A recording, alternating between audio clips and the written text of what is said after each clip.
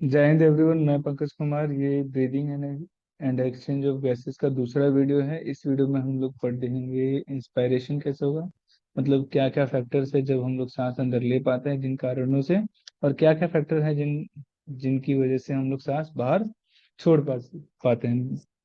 आ, एक साधारण सा एग्जांपल आपको देते हैं कि अगर एक बोतल है जिसको आपने प्रेशर से एकदम दबा दिया है चारों तरफ से, है ना, एकदम सिकुड़ा दिया है दबा के, तो उसमें क्या होगा कि वॉल्यूम क्या हो जाता है, कम हो जाएगा और प्रेशर ज्यादा हो जाएगा। तो उस बोतल का जो भी हवा होगा वो क्या होगा, बाहर आ जाएगा। उसी प्रकार से अगर आप बोतल को एकदम फुला दीजिएगा तो हवा क्या होगा, बाहर से अंदर आ जाएगा, क्योंकि वॉल्यूम बढ़ा रहे तो अंदर का प्रेशर घटेगा। और इसके रिस्पेक्ट में, बोतल के रिस्पेक्ट में बाहर का प्रेशर ज्यादा होगा तो बाहर से अंदर हवा आ जाएगा। ये बात समझ में आती है। उसी प्रकार से लंग्स है। लंग्स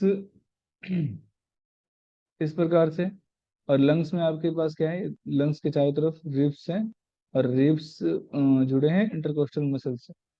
तो जो इंटरकोस्टल मसल्स है दो प्रकार के, तो इनकी दो लेयर है। एक तो अंदर वाली लेयर जो इनर इंटरनल इंटरकोस्टल कहलाएगी, और जो बाहर वाली लेयर है जो एक्सटर्नल इंटरकोस्टल मसल कहलाएगी। तो जैसे ही एक्सटर्नल इंटरकोस्टल मसल्स क्या होंगी, कॉन्ट्रैक्ट होगी, ध्यान से सुनना, तनाव में आएंगे। तो जैसे वो तनाव में आएंगे तो ये जो रिब्स है ये सबको बाहर खींचेगी। तो जैसे बाहर खींचेगी तो ये बाहर जब खींचेगा तो लंग्स का साइज क्या होगा, इस प्रकार से बड़ा हो जाएगा, है ना, इस तरफ से बड़ा हो गया। उसी दौरान जो हमारा डायफ्राग्म है, यहाँ पे नीचे होता है डायफ्राग्म, इस तरफ, तो जो डायफ्राग्म है वो क्या हो जाएगा, डूम शेप से फ्लैट हो जाएगा, क्योंकि ये कॉन्ट्रैक्ट हो गया। तो डूम शेप से क्या होगा, फ्लैट हो गया। तो ये जो डॉटेड लाइन है अब वो क्या हो जाएगा, सीधा हो जाएगा। तो यहाँ से और वॉल्यूम बढ़ गया। तो कुल मिला के आप अपने लंग्स का वॉल्यूम बढ़ा चुके हो। जैसे ही इस बोतल के आधार पे आपने समझा था कि वॉल्यूम बढ़ाने से प्रेशर घटता है, तो यहाँ पे भी लंग्स का वॉल्यूम बढ़ने से प्रेशर क्या हो जाएगा, घट जाएगा। उसी दौरान आप देखेंगे कि इसी दौरान वातावरण में, एटमॉस्फेयर में ऑक्सीजन का प्रेशर क्या है, 159, 159 mmHg है, ठीक है। और हमारे लंग्स का ऑक्सीजन का प्रेशर क्या होगा, 104। तो सारा जो एयर होगा जिसमें से ऑक्सीजन भी होगा वो क्या होगा, अंदर आ जाएगा। तो एयर के साथ CO2 आएगा क्या, तो एयर के साथ CO2 आने के चांसेस बहुत कम है, नहीं के बराबर है। क्योंकि CO2 हमारे लंग्स में कितने, 40 mmHg है ना, 40 का प्रेशर है, लेकिन वातावरण में प्रेशर कितने, 0.3। तो कभी भी हवा हायर प्रेशर से लोअर प्रेशर में फ्लो करेगी, इसलिए CO2 बाहर से अंदर नहीं आ पाएगा। ये था पूरा इंस्पायरेशन। तो इंस्पायरेशन में आपने क्या देखा, एक्सटर्नल इंटरकोस्टल मसल्स तनाव में आ गई, कॉन्ट्रैक्ट की, रिब्स ऊपर उठ गया। रिब्स ऊपर उठा तो फिर यहाँ पे इतना गैप बन गया, मतलब स्पेस आ गया, और ये वॉल्यूम बढ़ जाएगा। उसी दौरान डायफ्राम नीचे कॉन्ट्रैक्ट कर रहा है, फ्लैट लाइन हो जाएगा, तो नीचे भी स्पेस बन जाएगी तो वॉल्यूम बढ़ेगा। और इंटरनल इंटरकोस्टल मसल्स क्या होंगे, रिलैक्स होते, ये चीज आप याद रखना, ठीक है। तो वॉल्यूम बढ़ जाएगा, प्रेशर घट जाएगा लंग्स में, वॉल्यूम बढ़ जाएगा, प्रेशर घट जाएगा, तो बाहर से अपने आप ऑक्सीजन अंदर आ जाएगी। होप सो कि ये चीज आपको इंस्पिरेशन समझ में आई।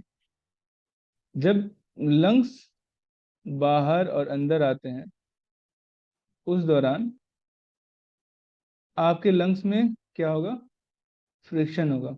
तो आसपास के लेयर से ये टकरा के खराब हो सकती है, इसलिए इसके ऊपर एक लेयर होगी जिसको प्लूरल मेम्ब्रेन कहेंगे।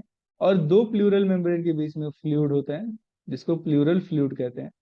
ये क्या करता है, जब भी ये कभी साइज बड़ा होगा फिर वापस अपने रिलैक्स स्टेट में आएगा, फिर बड़ा होगा फिर रिलैक्स स्टेट में आएगा, तो इससे घर्षण जो होगी वो कम होगी इस प्लूरल फ्लूइड से। तो फ्रिक्शन कम होगा तो फिर इसके डैमेज होने के चांसेस भी घट जाएंगे, इस पे शॉक नहीं लगेगा कोई भी, है ना। अब एक्सपायरेशन की बात करते हैं। एक्सपायरेशन में क्या होगा, एक्सपायरेशन में डायरेक्टली, एक्सपायरेशन में देखते हैं कि जो आपका लंग्स, पहले ये डॉटेड लाइन था जब आपने सांस लिया था तो ये लंग्स इतना फूल के बड़ा हो गया था। अब क्या होगा कि इंटरनल इंटरकोस्टल मसल्स है, जो ये वाली इंटरनल इंटरकोस्टल मसल्स अंदर वाली, अब ये तनाव में आएंगी। जब ये अंदर वाला इंटरनल कोस्टल मसल्स तनाव में आएंगे ना, तो ये जो हड्डियां हैं, इन हड्डियों को अंदर की तरफ खींचेगी। कहाँ खींचेगी? अंदर की तरफ खींचेगी। जब अंदर की तरफ खींचेंगे तो ये सारा रिब्स यहाँ आ जाएगा एकदम पास, तो लंग्स का भी साइज थोड़ा इस तरफ से छोटा हो जाएगा। उसी दौरान जो आपका फ्लैटेड लाइन था, जो अभी कुछ देर पहले आपने देखा फ्लैटेड लाइन था, सांस लिया था, तो अब डायफ्राम क्या होगा? रिलैक्स हो जाएगा। डायफ्राम क्या होगा? रिलैक्स होगा, है ना। डायफ्राम रिलैक्स हो जाएगा तो ये डूम शेप्ड हो जाएगा। यहाँ पे ये इसी के नीचे डायफ्राम होता है ना, डूम शेप्ड। तो डूम शेप्ड हो जाएगा, तो नीचे से भी जो भी स्पेस था वो भी घट जाएगा। तो कुल मिला के आपने क्या देखा कि वॉल्यूम घट गया। वॉल्यूम घटेगा तो फिर क्या होगा? इस बोतल का अगर आप बाहर से दबाओगे, जैसे ये इधर से दबा रहा है और ये नीचे से दबा रहा है, तो बाहर से आप दबाने से इस बोतल का हवा बाहर निकल जाता है। वैसे ही बाहर से जब इसका वॉल्यूम घट जाएगा दबाने की वजह से, तो प्रेशर बढ़ेगा, और अंदर का जैसे ही प्रेशर बढ़ेगा तो अंदर से बाहर एयर वातावरण में चला जाएगा, और एयर में क्या जाएगा? CO2 जाएगा। क्यों? क्योंकि CO2 का परसेंटेज मात्रा क्या है? परसेंटेज नहीं बोल रहा, इसका जो CO2 का प्रेशर है यहाँ पे, पार्शियल प्रेशर 40 mmHg, वो मिलीमीटर मर्क्यूरी, वो ज्यादा है, 40 है, और बाहर क्या है? 0.3 कम है। तो हायर प्रेशर से लोअर प्रेशर में CO2 जाएगा। ये बात समझ में आई? क्या क्या हुआ? इंटरनल इंटरकोस्टल मसल्स क्या हो गए? कॉन्ट्रैक्ट हुए। डायफ्राम, नीचे वाला डायफ्राम, और एक्सटर्नल इंटरकोस्टल मसल, ये वाले मसल्स, वो दोनों क्या होंगे? रिलैक्स होंगे। मतलब ये काम हुआ, और CO2 फिर रिलीज हो जाएगा हमारे लंग्स से वातावरण में। तो इंटरनल कोस्टल मसल्स दो प्रकार के, एक्सटर्नल जो बाहर रिब्स को बाहर खींचने में मदद करेगा, और इंटरनल जो रिब्स को अंदर खींचने में मदद करेगा। होप सो कि ये वीडियो आपके लिए हेल्पफुल रही होगी। अगर किसी प्रकार का कोई डाउट है तो आप प्लीज़ कमेंट में पूछिए, और आप टेलीग्राम ग्रुप ज्वाइन कर सकते हैं दिए गए लिंक से। Thanks for watching.